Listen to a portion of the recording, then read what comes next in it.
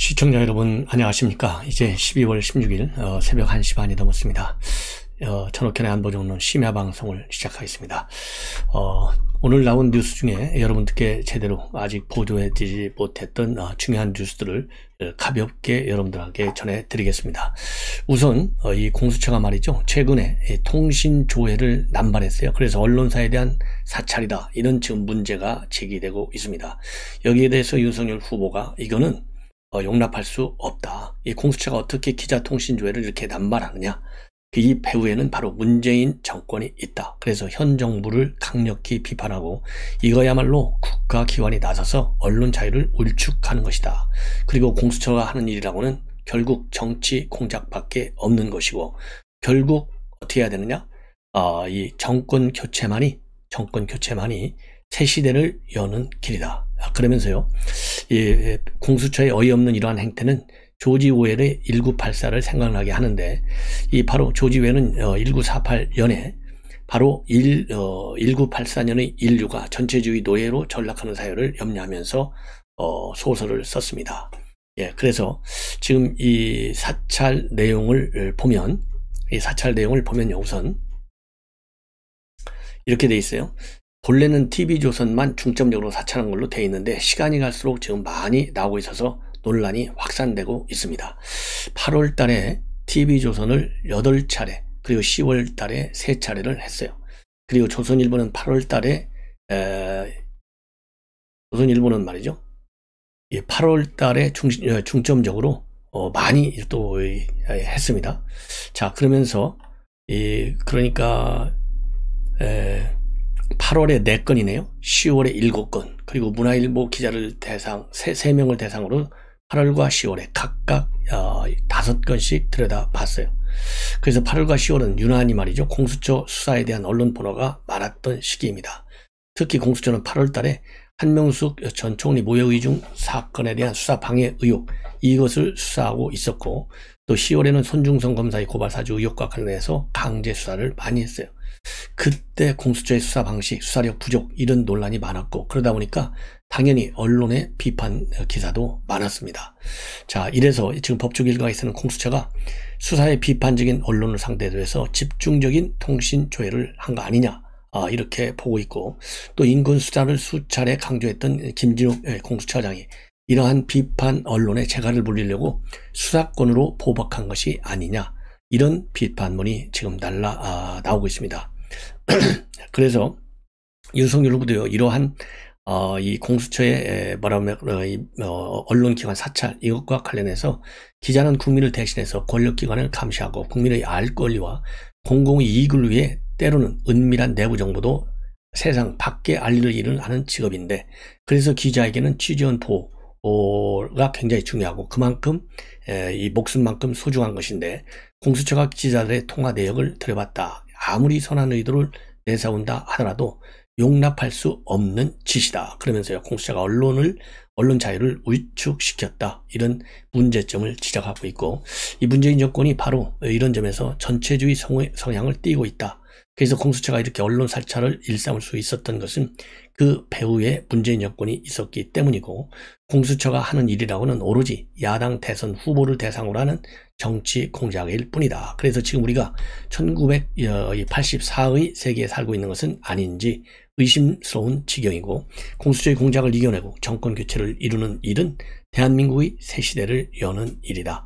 여기서 대한민국 새 시대 열기 위해서 뭘 만들었죠? 바로 새시대위원회를 만들었습니다. 자, 그래서 이 공수처의 이런 정치 공작성 수사, 단순하게 윤석열 총장과 관련된 수사일 뿐만 아니라 전반적으로요, 공수처의 권한을 그야말로 남용하는 이러한 권력 남용에 관해서 법률적으로 김진욱 공수처장을 법률적인 조치를 취할 필요가 있는지 법적인 이 검토가 필요한 상황이다, 이렇게 보여지고요. 그 다음에 또 이 법원 검찰 관련 얘기인데, 윤곽근 전 고검장이 여러분들이 라인펀드 이 우리은행에다가 판매를 다시 부탁했다, 이걸로 인해서 날선 수재 혐의로 구속 1심에서는요 실형을 선고받고 구속됐어요. 그런데 바로 오늘 이제 날짜상은 어제죠. 2심에서 무죄를 선고받았습니다. 그래서 1심에서는 무려 징역 3년이 선고됐어요. 그러면 왜 이게 바로 유죄 3년짜리 유죄가 무죄가 됐느냐? 바로 이 윤곽근 전 고검장이 우리은행 당시 손태승 행장한테 라임 사건, 라임 펀드 팔아달라고 얘기를 한 거, 이것은요 분쟁 해결을 위해서 약속 이행을 촉구하거나 협상하는 것이다.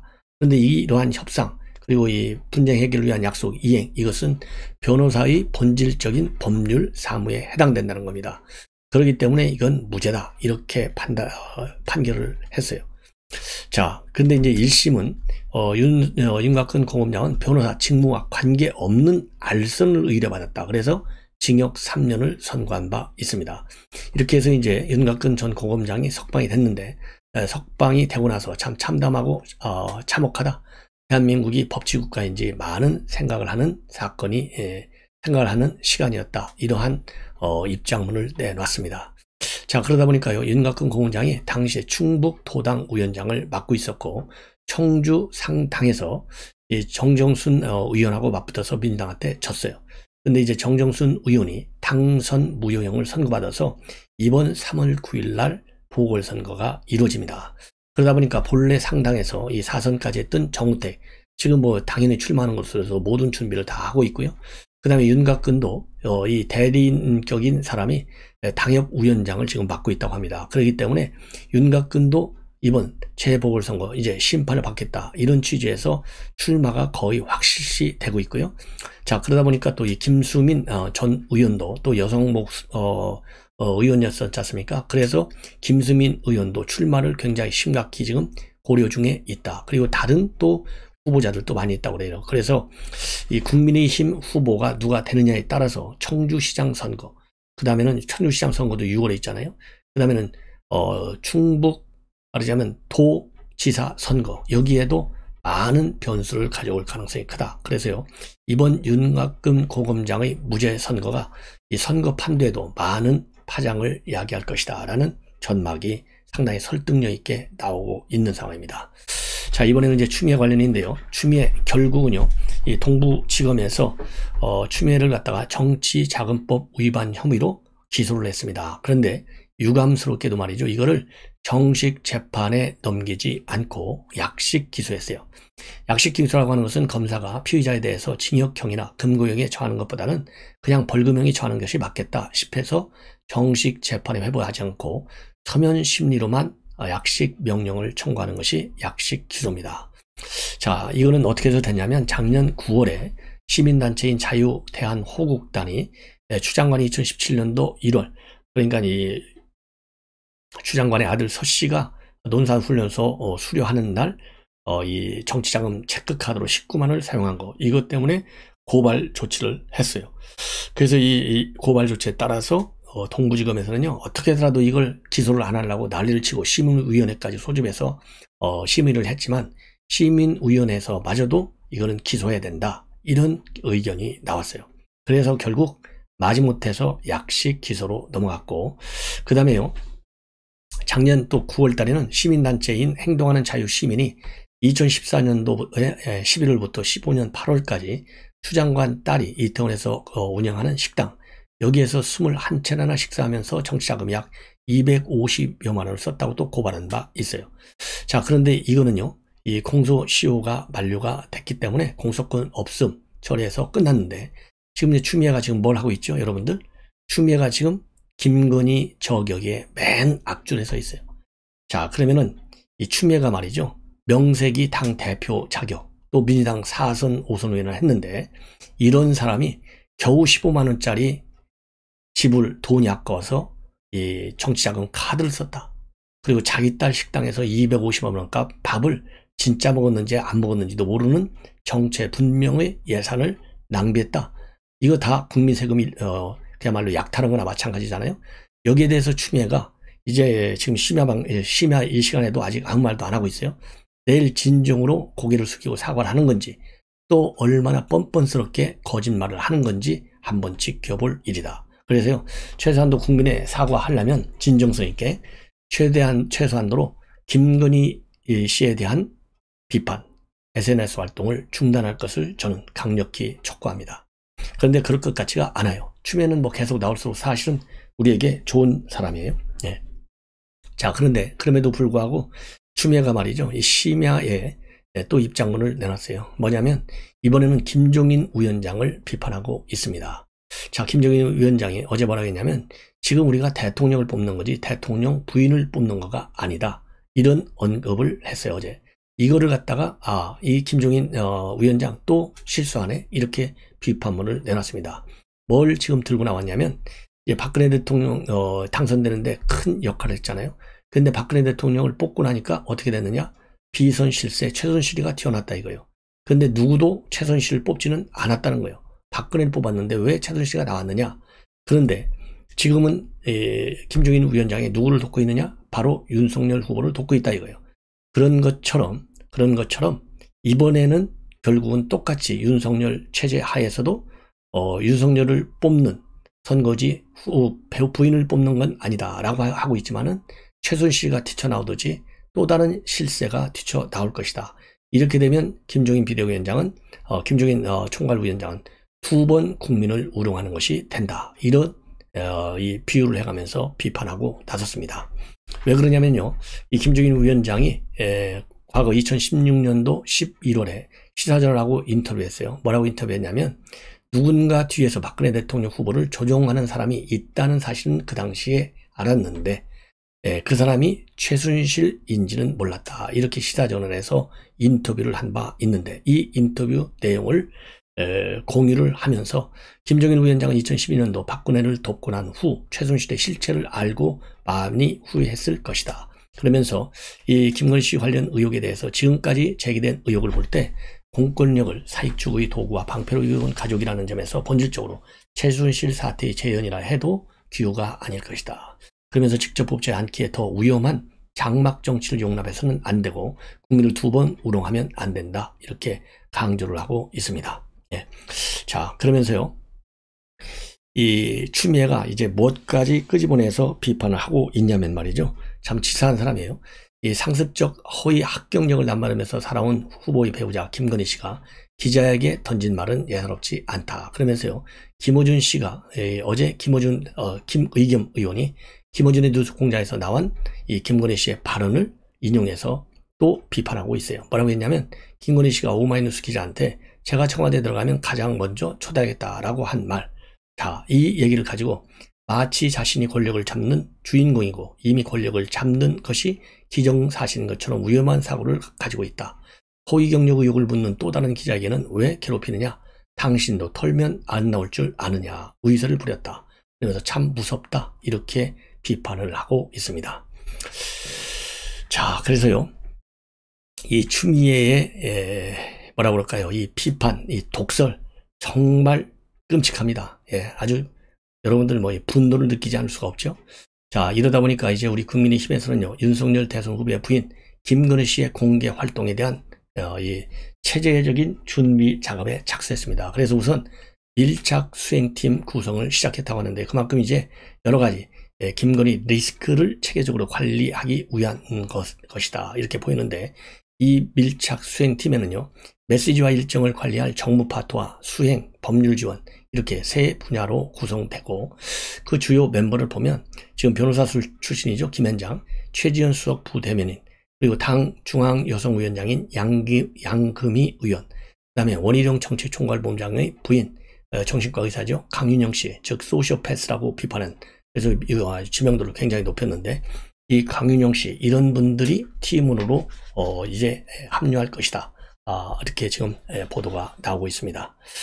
자, 이 얘기는요, 채널 A가 단독으로 보도하고 있는 내용입니다.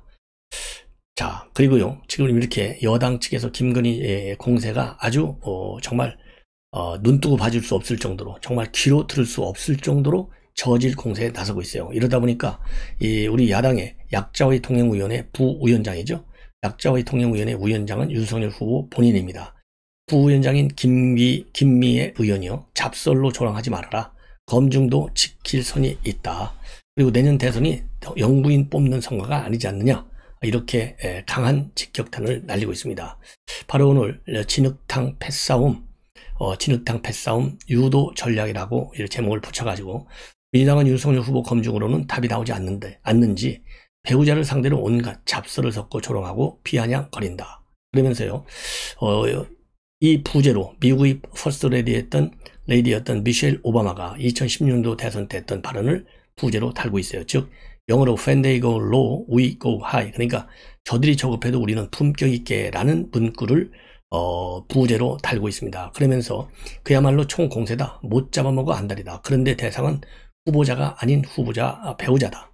그들의 비열한 주특기가 발휘되고 있다. 그러면서요, 물론 후보자 배우자도 검증 대상인데 의혹이 있으면 소상히 설명하고 진솔하게 밝혀야 한다. 잘못이 있으면 깨끗이 사과하고 넘어가는 것이 정도다. 그래야 국민도 납득하고 수긍할 수 있다. 그러면서도요, 대통령을 선출하는 선거인 만큼 후보자에 대한 검증은 조금 지나친 부분도 이해할 수 있지만 배우자는 다르다. 대선이 영무인 뽑는 선거가 아니지 않나. 인신 공격, 여성 비하, 근거 없이 지르고 보는 의혹 제기는 검증을 가장한 후보자 흠집 내기다. 악마의 유혹이 있더라도 자제하는 것이 옳다. 이렇게 입장을 밝히고 있습니다. 그러면서 중요한 것은 바로 이거예요. 이재명 후보는 2017년도 당내 대선 경선에서 해경궁 김씨 의혹으로 곤욕을 치르지 않았느냐. 문어벙이, 문돗개, 노무현 시체, 전라디언 등 당시 해경궁 김씨 트윗 계정으로 올라온 표현들인데 이런 것을 다시 들추고 추궁하면 좋은 흥미거리는 될 것이다. 하지만 좋은 대통령을 뽑고자 하는 국민 기대는 반하는 것이다. 그러면서 정치 개혁을 논하면서 진흙탕 패싸움을 유도하는 것은 저질이다.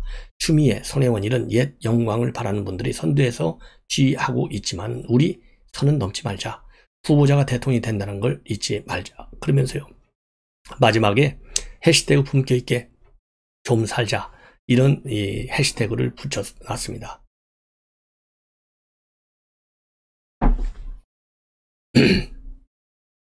자, 그리고요, 이제 이현주 전 의원이 또 아주 이상한 아리까리한 또 입장문을 냈습니다. 그래서 바로 이제 한 이틀 전인가요, 이수정 위원장 이 교수가 윤석열 후보 부인 김건희 씨도 뭔가 잘못이 있으면 조사를 받아야 된다. 거기에 따르는 책임을 져야 한다. 이런 비판을 한 바 있어요. 근데 이현주 전 의원도 어떻게 보면 김건희 씨를 저격하는 그런 입장문을 내놨고, 조국이 심판을 받았듯이 대가를 치러야 된다. 우리가 잘못이 있으면 이런 입장문을 내놨어요. 그래서 이현주 씨의 입장문을 한번 제가 여러분들께 소개해 드리고자 합니다.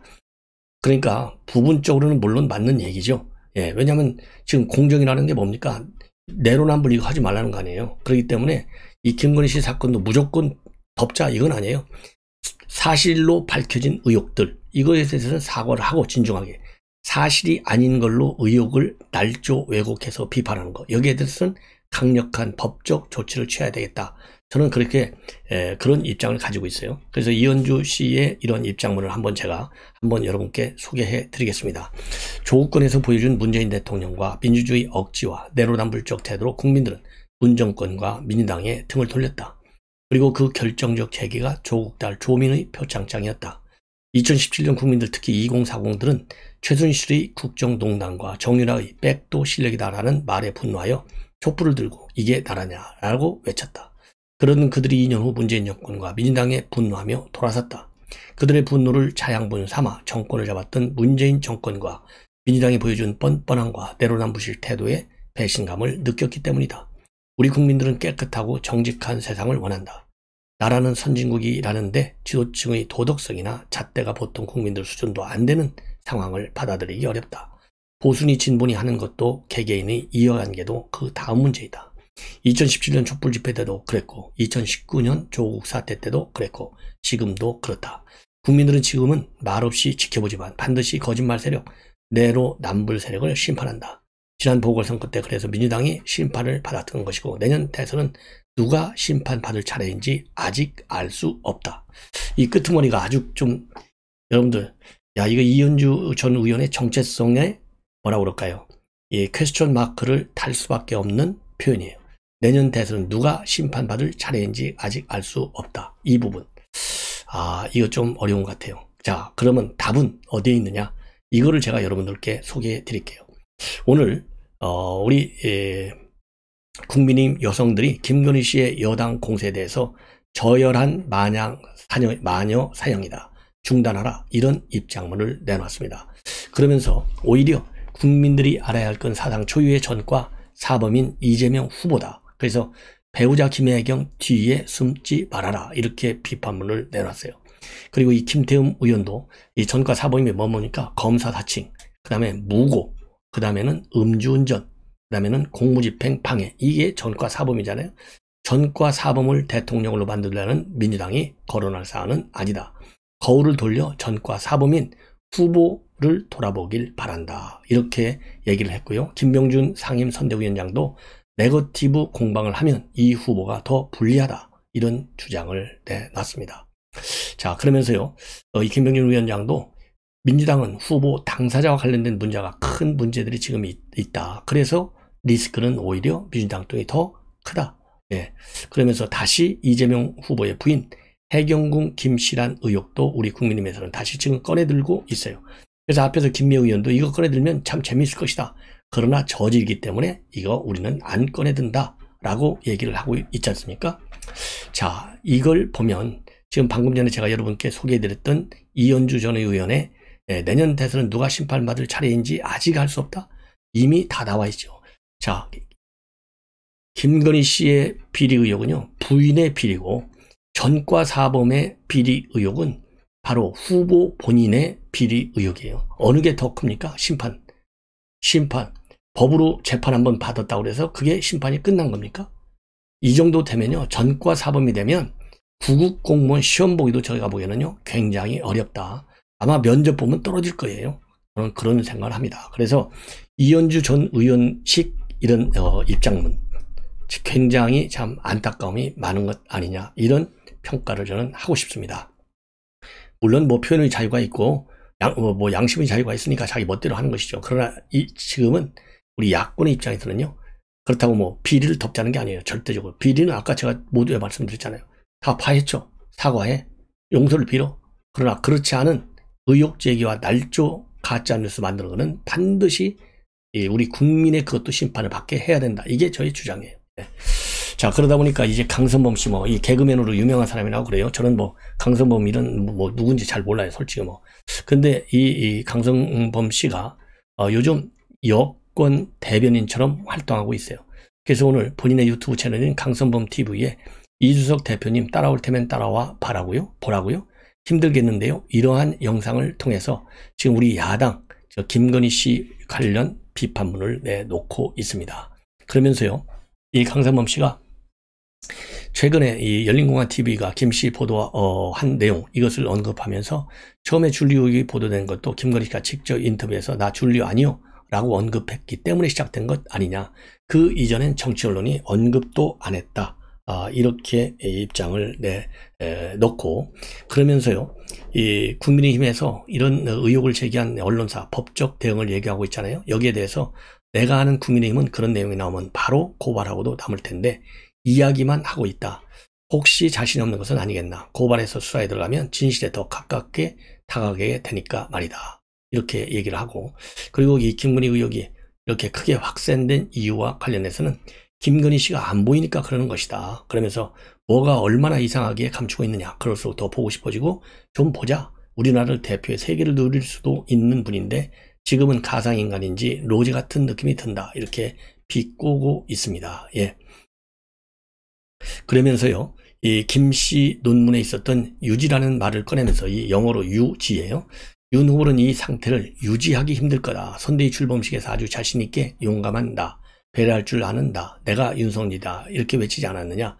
용감하게 좀 보여달라. 국민들 배려를 좀 해달라라고 강력히 주장을 하고 있습니다. 자, 강선범 씨 개그나 똑바로 하라고 저는 얘기하고 싶네요. 다른 얘기 길게 할 거 뭐가 있겠습니까? 자, 그리고 지금 민주당에서 말이죠, 이 김병기 전 의원이 선대위 현안 대응 TF 단장을 맡고 있는데, 오늘 이 YTN 라디오에 출연해가지고 지금 인터넷판에서 많이 나오고 있는 뉴스가 그 김건희 그 중에 하나가요, 뭐가 되냐면 굉장히 큰 의혹이 또 하나 있다. 이 인터넷판에 시기에 많이 떠돈다고 그래요. 그래서 이 앵커가 도대체 더 큰 의혹이 뭐냐? 혹시 알고 있느냐? 물으니까 지금 말씀드린 것은 적절치 않은 것 같다. 그러면서요. 뭐가 있긴 있느냐? 또다시 물으니까요. 없지는 않습니다. 그리고 그럼 추후에 공개하겠느냐? 이러니까 물론입니다. 이렇게 얘기를 했어요. 자, 그래서 과연 이 김병기 의원이 지금 알고 있는 더 큰 리스크, 이게 뭔지 하는 뭐 궁금해지는데요. 깔라면 좀 빨리 까라, 이렇게 저는 말씀을 드리고 싶어요. 예. 자, 틀림없이 근거 없는 의혹을 제기하면 그 역풍은 어디로 간다? 민주당에게로 간다. 이것을 꼭 명심하기를 바랍니다.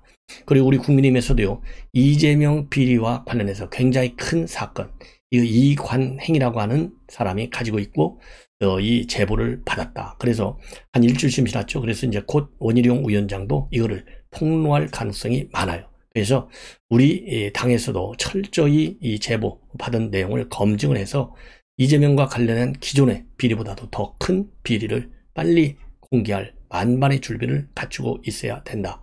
이렇게 저는 주장을 합니다.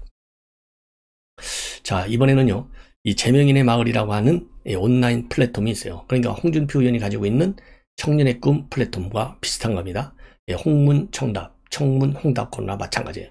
이거를 제가 보기에는 벤치마킹 한 것 같아요. 카피한 것 같아요. 그래서 여기에 이재명 후보가 오늘 처음으로 참여를 해서 이 댓글을 읽고 본인이 직접 거기에 답을 올리는 이러한 라이브 방송을 했다고 합니다. 그래서 여기서 몇 가지 예를 들면요, 이 제명인의 마을이 문을 열었다는 얘기를 듣고 참모들이 들어가 보라고 해서 왔다. 그러면서 이 직접 질문하는 이 코너가 바로 커피숍 코너예요. 여기에 이제 댓글을 달았어요. 그러면서 후보님 머리 색깔을 왜 바꿨느냐? 그러니까 옛날 색깔이 훨씬 더 좋았다. 그러니까요, 윤석열 후보보다 젊은데 더 나이가 들었다라고 하는 분들이 많아서 염색을 좀 더 새까맣게 했다 이거죠. 전에는 약간 회색머리 했었잖아요. 근데 엊그제 보니까 갑자기 검정색으로 바꿨더라고요. 그리고 독수리 타법은 언제 개선되나요? 그러니까 독수리 타법으로 20년 넘게 재판 업무를 잘 해왔다. 그러면서 김남국 의원을 거론하며 모세톨로라는데 설마 아니겠죠? 혹시 소개팅 해주실 의향이 있으신가요? 라는 글도 있었습니다. 여기에는 김 의원 발언을 그대로 옮겨서 정권 재창출하면 결혼한답니다 라고 적었어요. 그리고 외교는 어떻게 가져가실 건가? 이러니까 이거는 답이 굉장히 쉽지 않다. 길게 설명하긴 어렵다. 그러면서요, 준비해서 올리겠다라고만 했고, 그 다음에 이상돈 전 의원이 이제 중앙대학교 법대 은사라고 이렇게 알려져 있잖아요. 아마 영입 노력을 하고 있는데 잘 안 되고 있다. 이렇게 답을 달렸습니다. 그리고 차라리 사사건건 정부 민주당을 발목을 잡는데 탈당하라. 이런 댓글에 대해서는요, 이게 뭐야, 나보고 탈당하는 거예요? 라고 반문한 뒤에 내가 민주당 후보인데 왜 탈당을 하겠나? 그건 아니죠. 이렇게 얘기하고, 또 이재명 정부의 이름을 만들어 달라. 그러니까요, 도약의 정부, 상생 정부는 어떠냐? 이렇게 질문이 나왔어요. 이재명은 이재명이다. 그래서 이재명 정부입니다. 라고 댓글을 달았습니다. 그리고 젠더 이슈와 관련한 질문에도 답을 했는데요. 뭐라고 답을 했느냐? 민주당이 패미이기 때문에 이재명도 패미가 아닐까 하는 오해가 너무 많다. 이런 글에서는 정치에서 중요한 덕목 중에 하나가 균형 감각이다. 잘 지키도록 노력하겠다. 전역한 남성들을 위한 보상이 필요하다는 요구에 대해서는 국가를 위해 희생한 것에 대한 상응한 보상은 필요하다. 그러면서도 누군가를 손해보게 하거나 불리함을 강요하지 않으면서 보상할 방법은 많다. 그러니까 여성 좀 신경 쓰겠다. 쉽게 얘기해서요. 이런 얘기가 아니겠습니까? 자, 이번에는요, 송영길 대표가 이 김건희 씨 의혹을 둘러싼 허위 경력 의혹이 이제 확대되니까 이 해수부 장관 출마했다가 부인 도장이 문제, 영국에서 몰래 들어왔다. 이게 문제가 돼가지고 박준현 해수부 장관 후보자가 낙마했지 않습니까? 이거를 들면서 대통령 후보 부인에게는 면죄부를 주자는 거냐? 그러면서 윤석열, 김종인, 이준석 모두 율로남불하고 있는데 대통령 자격이 없다. 이렇게 비판하고 있고, 그리고 이제 이재명 캠프에는요, 이 박영선 의원이 이 합류를 한다. 또 이 특보단이 출범했는데 여기에는 광노현 씨가, 그리고 청년 농부와 여고생들이 합류한다. 이런 보도가 나오고 있습니다. 자, 그리고요, 이제 마지막으로 이 김어준 씨가 이 본인의 다스베이다 방송에서 지난 7월 23일 날 공개된 유튜브 방송입니다. 여기에서 욕설을 했는데도 불구하고요. 야, X놈의 XX들 진짜 이렇게 욕설을 했어요. 이거 뭐 쉽게 얘기해서 개놈의 새끼들 이런 얘기 아니겠어요? 이 욕설을 했는데도 방송통신신문의 위원장이 누구예요? 정현주잖아요. 정현주가 누군지는 설명이 필요 없이 다 아시는 거 아니에요? 이거를 심의했는데 이 욕설을 그러니까 두 차례나 했어요. 30초 사이에 두 번씩이나 똑같은 욕설을 했어요. 현역 의원하고 대담을 하면서. 그런데 이게 지속적인 욕설이 아니다. 예, 단순한 욕설에 불과하다. 그래서 징계 조치가 필요 없다. 이런 결정을 내렸다라고 합니다. 그래서 이게 권영세 의원이 이제 공개를 한 건데요. 그러면서 김어준 씨가 30초라는 짧은 시간에 두 차례 반복해서 욕설을 해가지고 단발성 욕설이라고는 볼 수 없다. 특히 초등학생도 볼 수 있는 유튜브 방송에서 현역 의원과 대화하는 과정에서 나온 발언이었다. 이렇게 비판을 하고 있습니다. 자, 그래서요. 제가 보기에는 이 정현주의 이 편파적인 심리 우리가 이해할 수 없다. 여기에 대해서요. 단순하게 우리가 넘어가면 안 돼요. 그래서 국민의 선대위 측에서 적절한 수준의 논평을 내놓을 필요가 있다라고 저는 봅니다. 무슨 내용을 하자 그랬냐면요. 이 한명숙 죽느냐 견디느냐 올림픽 경기장의 예언 최의 킬러 이런 영상을 보면 이 김어준 씨가 김경수 전 지사가 말하자면 이제 드루킹 사건으로 유죄 판결을 받았잖아요. 거기에 대해서 저도 그 양반을 꽤 오래 아는데 나는 죄를 지어도 그 사람은 죄 지을 사람이 아니다. 그러면서 장담하는데 김 지사는 자기가 잘못됐으면 내가 잘못했다고 먼저 실토할 사람이다 라면서 개노무 새끼들 진짜 이렇게 말하자면 욕을 한 거예요. 그리고 이 강훈식 의원도 김 전 지사는 당시 대선을 앞둬서 현역 의원들도 조심히 대할 정도였는데 드루킹 이런 부분들을 조심히 하는 것은 너무 당연했다. 그러니까요. 아니 당시 선거는 사실상 문재인 대통령이 대통령이 되는 공식 절차를 밟았을 뿐이고 다들 선거는 다 끝났다고 이길 거라고 알고 있었다. 근데 김경수 지사가 왜 드루킹한테 가겠느냐 이러면서요.